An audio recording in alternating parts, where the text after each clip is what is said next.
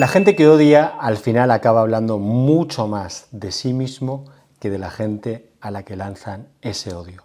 Esto es algo que yo tenía clarísimo, pero me ha quedado todavía mucho más claro después de mi paso por el podcast de Roca Project, que ha sido una de las experiencias mejores de mi vida, que ha generado una enorme repercusión en redes sociales, muchísimos comentarios y sí, muchísimo hate. Algo de lo que, por cierto, estoy totalmente encantado, porque soy firme creyente defensor que es imposible alcanzar cierto nivel de competencia sin levantar ampollas y sin generar posiciones en contra. Si no estás generando emociones, es que no estás hablando lo suficientemente claro y lo suficientemente alto. Así que este vídeo que estoy haciendo no es ni para excusarme, ni para quejarme de esto, ni todo lo contrario. Es simplemente porque, a pesar de que fue una experiencia maravillosa, yo debo reconocer que en algunos momentos no me encontré del todo gusto en la entrevista. No por culpa del entrevistador, por Carlos, que es un tipazo, y todo su equipo, Natán, el resto, fue maravilloso, sino por mí mismo, porque era consciente que lo que estaba explicando iba a levantar ciertas ampollas y quería explicarlo bien. Y quizás no fui lo suficientemente preciso en algunos puntos, sobre todo teniendo en cuenta a la audiencia a la que iba dirigida. Soy plenamente consciente que aquellos que quieren seguir odiando y que quieren seguir instalados en el mundo que tienen en su cabeza, este vídeo les va a resbalar y les va a dar igual. No está dirigido a ellos. Sí que está dirigido a aquellos en los que algo de lo que yo comenté les resonó y van a entenderlo mucho mejor después de estas explicaciones, y para las gentes que se quedaron en el medio, que quizás les esté dando más argumentos, ya sea para criticar de manera cierta lo que dije, o para cambiar de opinión. Para esa gente espero que les guste mucho este vídeo. En los comentarios de redes sociales sobre el vídeo me han llamado de todo. Me han llamado facha, facho, neoliberal, capitalista, como si fuera un insulto, pijo, y el que más me duele de todo, Cayetano, que para los que sean fuera de España pues es una especie pues, de pijo, de fresa, de cifrino, que muy circunscrito a Madrid, que yo no soy de Madrid y que la verdad es que yo en la vida me habría imaginado a mí mismo que me llamaran algo así. Me hace mucha gracia todo este tipo de insultos que van sobre todo referidos a la forma de vestir, al peinado, etcétera, cuando te los lanza gente de la izquierda, gente progre, que al mismo tiempo está tan preocupada por los temas de gordofobia, de identidad de género, de cuerpos normativos, y que siempre están pidiendo que se respeten todas las posiciones y todas las vestimentas y todas las percepciones corporales, siempre y cuando sea lo que a ellos les gusta. Si es algo que les disgusta, que sea pues alguien que vista de manera más conservador o a su modo de ver pijo, en ese caso sí que parece que está bastante bien insultarlo de esa manera. Me da absolutamente igual, y de hecho me viene bien para de alguna manera encapsular todas las críticas que se me han hecho, que han ido en la misma dirección, en la dirección de la falacia ad hominem, de no estar criticando ninguno de los argumentos que yo decía, sino lo que hacían era tratar de ridiculizarme a mí, de tal manera que si a mí me dibujan como un pijo, como un monstruo, como un niñato, como un rico, como un hijo de papá, significa entonces que nada de lo que yo diga, nada de lo que yo argumente tiene sentido, porque viene dicho por una persona que no merece la pena ser escuchada. Es una tristeza, y es lo que me reafirma en que es muy difícil que esa gente cambie, porque en el fondo todo este tipo de quejas o de lloros o de lloriqueos lo único que reflejan es una gran inferioridad y un gran complejo interior, porque si tú realmente crees en tus posiciones y crees en tus ideas, no te importa contrastarlas. Yo entiendo que alguien, cuando te viene a decir algo contrario a tu manera de pensar, ataca a tu ego entendido como concepción del mundo. Pero si tienes seguridad y tienes certeza en lo que crees, o eres una persona de mente abierta, no te tiene que molestar tanto lo que dice otra persona. Podrás rebatir sus argumentos porque estás muy seguro de los tuyos, o podrás aprender algo de esos nuevos si tienes la capacidad y la empatía de escuchar posiciones contrarias a la tuya. Desgraciadamente, la inmensa mayoría de los ataques han venido por ese lado de tratar pues, de meterse conmigo, de ridiculizar mi forma de pensar, mi supuesto origen o cualquier otra cosa para atacar mis argumentos. En cualquier caso, vamos a analizar las 7 críticas que me han hecho más habitualmente en los 800, casi 900 comentarios que hay en el vídeo hasta ahora, para ver qué hay de cierto y qué no hay de cierto en todas ellas y lo que podemos sacar. La primera es la supuesta crítica o la supuesta comparativa que yo hice entre España y Suiza cuando dije que muchos de mis amigos me decían que España les parecía el mejor país del mundo, al mismo tiempo que se quejaban continuamente de ellas. Como yo comenté que yo vivo en Suiza y que viajo cuando quiero a España, pero que prefiero vivir aquí, automáticamente la gente dio por hecho que los estaba comparando y ha habido una especie como de disputa entre qué país es mejor de los dos, si aquí en Suiza es muy aburrido, si no se sale de fiestas, si la calidad de sol que tiene España, etc. Algunos me han incluso llamado o acusado de desertor, entiendo que no saben lo que significa esa palabra, y otros han sido más graciosos diciéndome que me he venido a Suiza para pagar menos impuestos. Esto es muy gracioso porque es una proyección de lo que sucede a nivel actual con muchos youtubers y traspasarla a hechos pasados. Yo me fui de Suiza a Suiza, mejor dicho, hace 14 años. En aquella época no se hablaban de impuestos y no se hablaba de nada de estas cosas. Además es que Suiza no tiene impuestos bajos. Es absurdo. O sea, el número de personas que ha venido a Suiza por impuestos asciende a la cifra de cero. Cero personas vienen a Suiza por ese concepto, con lo cual, bueno, me hizo más gracia que otra cosa. Pero el fondo del asunto es que yo no estaba comparando los dos países. Yo no creo que haya un país mejor o peor que otro en absoluto. Creo que cada uno tenemos nuestra escala de valores, nuestra escala de preferencias e incluso nuestro momento temporal. Creo que un país puede ser muy bueno para una fase de tu vida o para un objetivo concreto, que puede ser pues, el tema del negocio, puede ser criar a los hijos, puede ser cualquier otra cosa, y en otro momento temporal puede ser mejor otro país. Yo mismo creo que ahora Suiza es el mejor país para mí, en mis circunstancias y en mis objetivos, pero veo muy difícil que yo me vaya a jubilar en este país. Con lo cual esas diferencias o esas comparaciones entre un país y otro, como si fueran verdades absolutas, no tienen nada más mínimo sentido para mí. Me parece muy bien que otra gente prefiera otros países para vivir o que España le parezca el mejor país para vivir. El punto al que yo decía es que es incongruente, no tiene sentido que tú estés diciendo que un país es maravilloso y al mismo tiempo pasarte el 80 o 90% del tiempo quejándote absolutamente de todo de ese país. Que si hay muchos impuestos, que si la vida está muy cara, que si es muy difícil conseguir un trabajo, que si las pensiones están quebradas y un largo etcétera. Ese era el punto, que es un punto que además lo puedes llevar a temas más generales, incluso de un trabajo. Yo me he enfrentado a muchísima gente en mi vida que lleva 25 o 30 años en el mismo sitio y no paraba de quejarse del trabajo. Y era como, oye, tienes dos opciones, o te cambias de trabajo porque no te gusta, o si te quedas, asúmelo y deja de quejarte. Porque quejarte sin cambiar nada no tiene el más mínimo sentido. Entonces, no, yo no he comparado a España con Suiza. Yo no creo que porque a mí me parezca Suiza mejor le tenga que parecer a otra persona mejor. Cada cual tiene que buscar la felicidad allá donde quiera. Mi queja era sobre la incongruencia y la inconsistencia de decir que es el mejor país del mundo y al mismo tiempo estar quejándote todo el día de España. No tiene sentido. La segunda queja que me hicieron es que yo hablo de bolsa y promulgo invertir porque vendo cursos y formación y que por tanto ahí tengo un conflicto de interés o tengo un beneficio que me pueda llevar. Bien, esto es ridículo por muchos sentidos y por muchas razones. La primera es porque yo no vendo ningún curso ni ninguna formación. No tengo actualmente nada de eso a la venta. Sí que mencioné el tema de las mentorías, pero cualquiera que sepa un poco de cómo funcionan las mentorías se dará cuenta que es el negocio más ruinoso del mundo, porque obviamente en términos de coste-beneficio por el tiempo que te llevan es muy difícil ganarte la vida con eso, o al menos aspirar a unos niveles de ingresos muy altos, y se hacen por otras razones. Tercero, porque yo tengo mi propia empresa que es a la que me dedico y es mi fuente principal de ingresos. Ni las mentorías, ni los cursos, ni ninguna otra cosa cambiaría nada, ni la labor que hago en redes sociales, que básicamente me cuesta más dinero que otra cosa, pero lo hago porque aunque a algunos les sorprenda, se pueden hacer cosas en esta vida y se pueden perseguir objetivos en esta vida que no tengan una razón estrictamente económica. Se hacen por otras razones, porque te gusta la divulgación, porque te gusta la formación, porque quieres conocer cómo funciona este mundo o por cualquier otra cosa. Es verdad que yo quiero sacar cursos y sacar formaciones en el futuro y lo voy a hacer, pero incluso aunque los tuviera ahora y hubiera hablado en el podcast sobre inversiones teniendo los cursos, que no los tengo y no los voy a tener en un futuro cercano porque tengo muchas cosas y tardaré en sacarlos, ¿eso en qué afecta a los argumentos? Porque yo esté vendiendo algo significa que mi argumento es malo. Lo llevo al revés. Si no estoy vendiendo nada, entonces mi argumento sí que es bueno.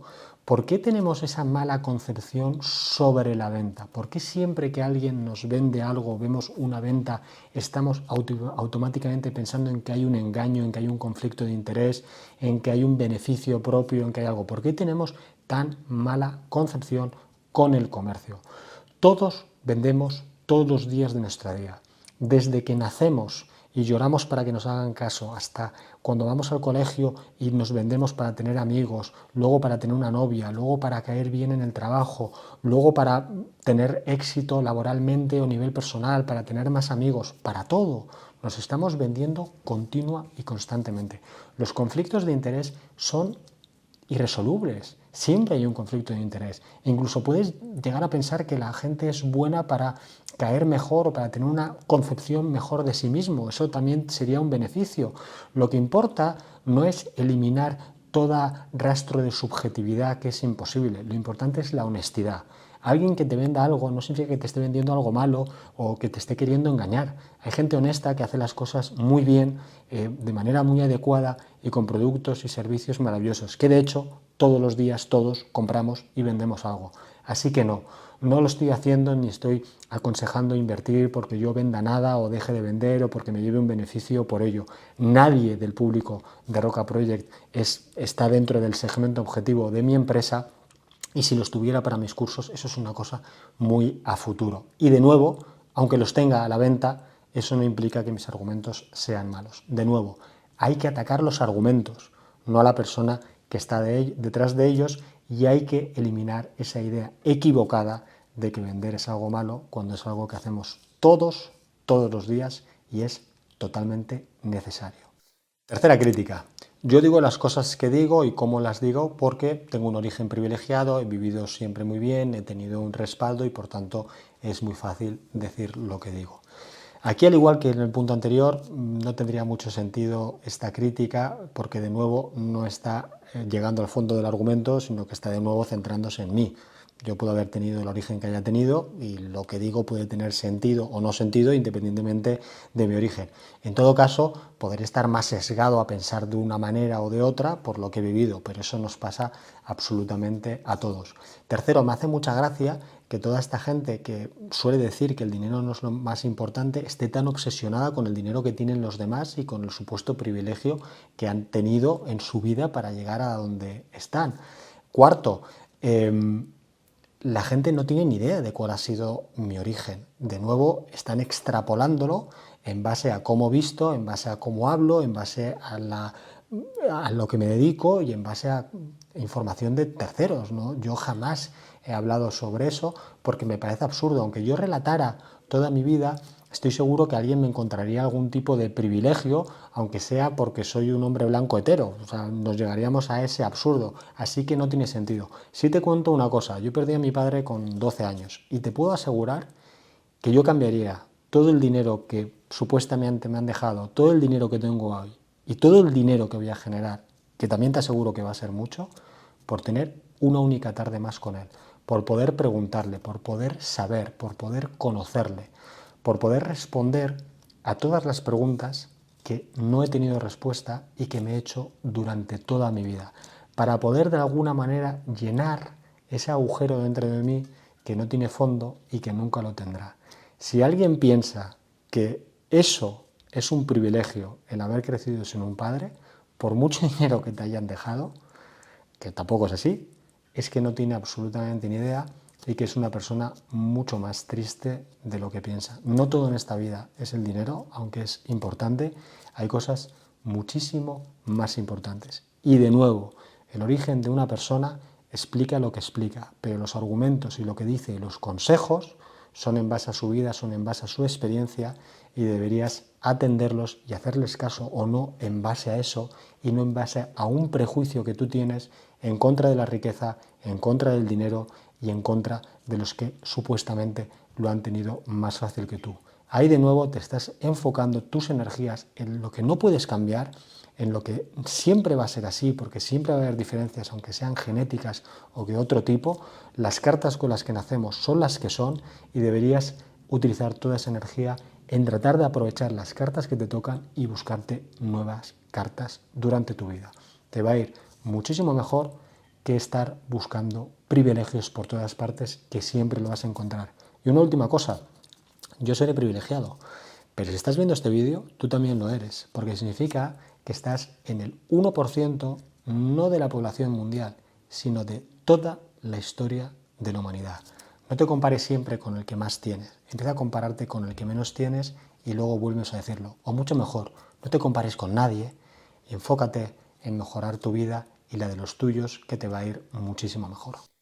4. Ataque a los funcionarios. Supuestamente, cuando comenté el caso del joven que había conseguido una oposición en tiempo récord y que su única preocupación o su única alegría después de haberlo hecho era tener un trabajo para toda la vida, y a mí eso me parecía muy triste, pues obviamente me han llovido las críticas que estoy en contra de los funcionarios, que quiero privatizar todo, que no todo el mundo puede emprender, etcétera, etcétera. Primero, no estoy en contra de los funcionarios. Mi hermana es funcionaria, tengo muchos amigos funcionarios. Segundo, no es funcionario o emprendimiento autónomo, también puedes trabajar por cuenta ajena como hace muchísima gente. O sea, eso es una falacia del falso dilema, no es una cosa u otra. Tercero, mi punto no era funcionarios sí o funcionarios no. Mi punto era las razones por las que un joven con talento, porque no puede no tener talento si ha conseguido ese récord de oposiciones, su mayor preocupación es tener trabajo para toda la vida. Es decir, su elección no estaba basada en la convicción, sino en el miedo. Y ahora te hago una pregunta. ¿Tú a cuántas personas que quieres, a cuántas personas de tu entorno, le dices que la mejor manera de tomar una buena decisión es en base al miedo? Es hacerlo cuando más asustado está o cuando más miedo tiene. Nunca. No lo haces en ningún ámbito de tu vida. ¿Por qué en el trabajo así? ¿Por qué nos parece bien que alguien tome una decisión tan importante siendo tan joven que va a abarcar toda su vida en base al miedo? Yo no tengo ningún problema si ese chico o muchos otros quieren ser funcionarios y quieren dedicar toda su vida al mismo trabajo. Para mí sería un horror, pero de nuevo, lo que es bueno para mí no tiene que ser bueno para otros. Mi queja o mi crítica era que lo haga en base al miedo. No deberíamos estar contentos con que la sociedad esté tan asustada, especialmente los jóvenes, que tienen todo el tiempo por delante y por tanto tienen mucha más capacidad para equivocarse, para errar, para aprender y para mejorar. De todos modos, yo no me escondo, yo soy partidario del Estado mínimo, yo soy partidario de que el Estado sea lo más pequeño posible y por tanto que haya menos funcionarios porque habrá menos Estado. Y lo creo porque creo que eso es lo mejor para todos, porque creo que la iniciativa privada en muchas cosas se coordina mucho mejor que la pública. En otras no, como puede ser la seguridad, la justicia y una especie como de red de sustento o de ayuda a las personas que se queden muy fuera del sistema. Pero desde mi óptica eso se sustenta o se subsana con un 5 o 10% de nivel de Estado en términos de PIB, no con los niveles que tenemos ahora en España por encima del 40 o en Europa por encima del 50. Pero de nuevo, no estaba hablando de eso en esa parte de la conversación. Estaba hablando de las razones por las que un chaval que tiene toda su vida por delante está tan asustado que busca algo para toda la vida. Eso es lo que deberíamos plantearnos como sociedad y si realmente, como digo, es como aconsejamos a nuestros amigos o familiares a que tomen sus decisiones en base al miedo. Y la respuesta es que no. El quinto es que me acusaron de falta de empatía con aquellas personas muy necesitadas o en situaciones muy complejas, muy complicadas de su vida, que lo han perdido todo y que yo estoy, bueno, pues de alguna manera proclamando como que todo el mundo puede ser rico y el que no es rico es porque no le da la gana y que se puede conseguir todo. Son mensajes absolutamente contrarios a lo que yo he dicho toda mi vida. Yo soy muy contrario al impossible is nothing, eso de que nada es imposible. Soy muy contrario a eso de que puedes hacer todo o alcanzar cualquier nivel en tu vida. Soy muy contrario a eso de que todo el mundo puede ser rico. Yo sé que no. Sé que no puede ser así para todos. Sé que por mucho que te esfuerces, por mucho que trabajes, no todo el mundo va a alcanzar ciertos niveles. Y también soy plenamente consciente de que hay mucha gente, no mucha gente, que hay algunas personas, algunas situaciones muy comprometidas que necesitan ayuda. Pero la generalidad no es esa. La generalidad, la inmensa mayoría de la gente no está en una situación precaria extrema, no está en una ruina extrema, no está en una situación súper complicada, está en una situación normal. Habrá empezado desde un punto o desde otro, pero está en una situación en la que, y esto sí que lo digo, y esto sí que lo creo, en la que si aplicas constancia, aplicas trabajo y aplicas esfuerzo, podrás mejorar. Mejorar es mejorar. Mejorar no es hacerte multimillonario, mejorar no es tener todo lo que quieras, mejorar no es tener 5 Lamborghinis. Mejorar es mejorar, es estás en una situación y pasas a otra. Ahí lo que yo quería decir es, Si tú sigues haciendo lo mismo de siempre, nunca podrás mejorar. En cambio, si empiezas a hacer ciertos cambios, porque tienes que hacer ciertos cambios si no te gusta tu situación, con esfuerzo, constancia y trabajo, mejorarás. Y eso es cierto para la inmensa mayoría de las personas. Es verdad que no estuve muy lúcido o no me expliqué muy bien en el tema del fondo de emergencias. Yo soy muy vehemente en contra del fondo de emergencias, no por el fondo en sí, que yo sé que es razonable tener un fondo por si te pasa algo imprevisto y que no te quedes de alguna manera acorralado sin opciones. Mi punto era, oye, no focalices toda tu energía y todo tu esfuerzo en eso, en ese fondo, como si vaya a ser la panacea, vaya a ser la solución a todos tus problemas, porque en mi experiencia nunca lo es, nunca te deja tan tranquilo como esperas, nunca es suficiente y funciona mucho mejor desarrollar las habilidades para generar ingresos continuamente. Porque si eres capaz de eso, en realidad vas a tener siempre un fondo de emergencias porque estás generando continuamente y eso te va a dar mucha más tranquilidad y mucha más satisfacción. Pero por supuesto que soy consciente que hay gente que se arruina, que hay gente que lo pierde todo, que hay gente que está en una situación desesperada y que le habría venido muy bien tener un fondo. Pero de nuevo, es una minoría. Aquí me han hecho mucho cherry picking, de escoger casos muy concretos para ir en contra del mensaje que yo decía, que es, si tú te esfuerzas, tú mejoras. Y si haces cambios, porque tienes que hacer cambios, tu vida va a mejorar. ¿Hasta dónde? Dependerá de muchos factores. Pero que va a mejorar, seguro que va a mejorar. 6. Me han acusado de elitismo, porque comenté que no me gusta el sistema democrático actual y que a mí me gustaría más un sistema epistocrático por el que el voto estuviera ponderado por el conocimiento. Aquí ya me han dicho que claro, tú estás a favor de solo de la gente inteligente, de cómo se mide eso, de los problemas del test, de que entonces la gente no votaría, etc.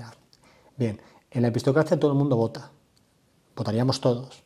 Lo que pasaría es que el voto tendría pesos distintos, pero eso, insisto, ya es una cosa que pasa hoy mismo en España.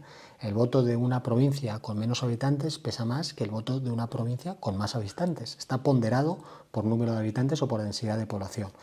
Lo que yo digo es, en vez de ponderarlo por algo tan arbitrario como la densidad de población, hacerlo por conocimiento, no por inteligencia, por conocimiento. ¿Que hay problemas a la hora de elaborar el test?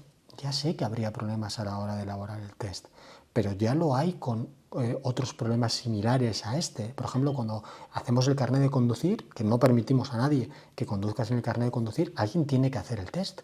Y tendrá fallas y tendrá problemas, y hay gente también que en vez de sacarlo en su ciudad espera al verano para ir a su pueblo, que es más fácil, y sacarlo ahí. Si problemas hay siempre.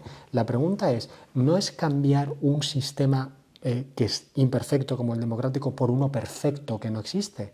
Es, oye, el nuevo sistema con las imperfecciones que tendría, con las dificultades, ¿daría mejores resultados que el actual? ¿Sí o no?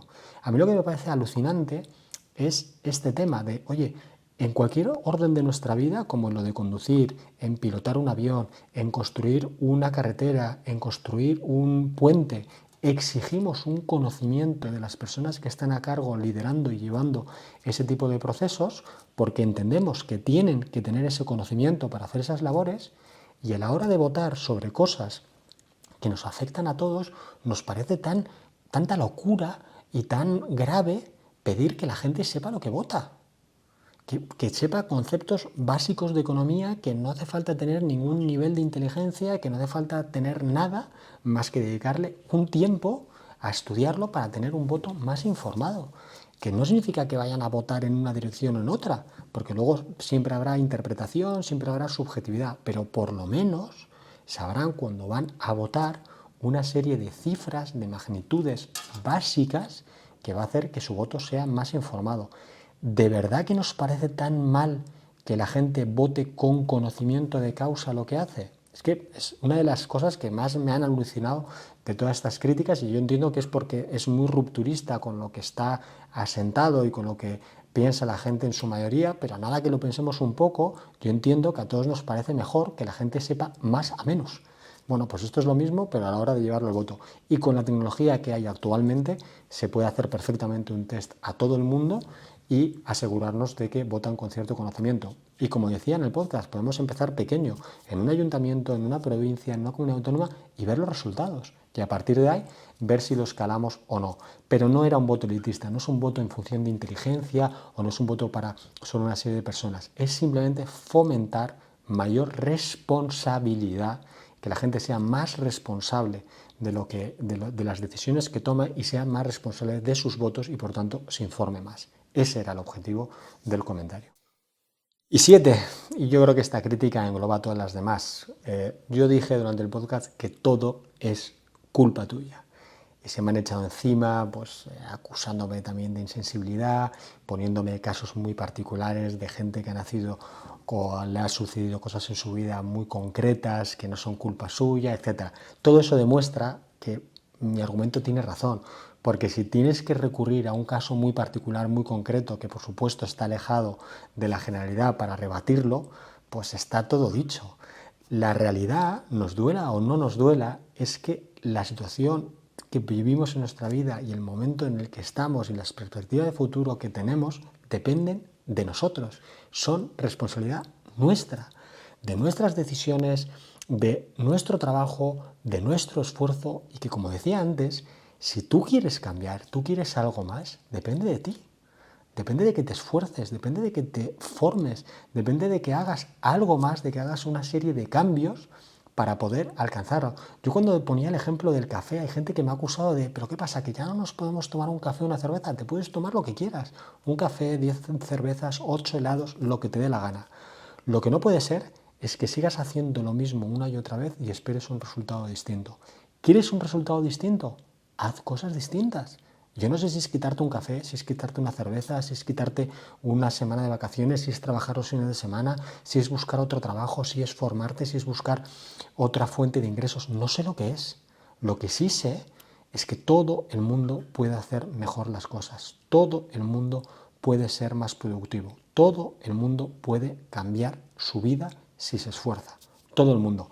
Hay gente que no querrá, hay gente que no le valdrá lo suficiente el esfuerzo para hacerlo, pero poder puede, con lo cual sí, para la inmensa mayoría de nosotros, que es para a los que estaba hablando en la entrevista, todo es culpa nuestra y la parte buena es que todo está en nuestra mano.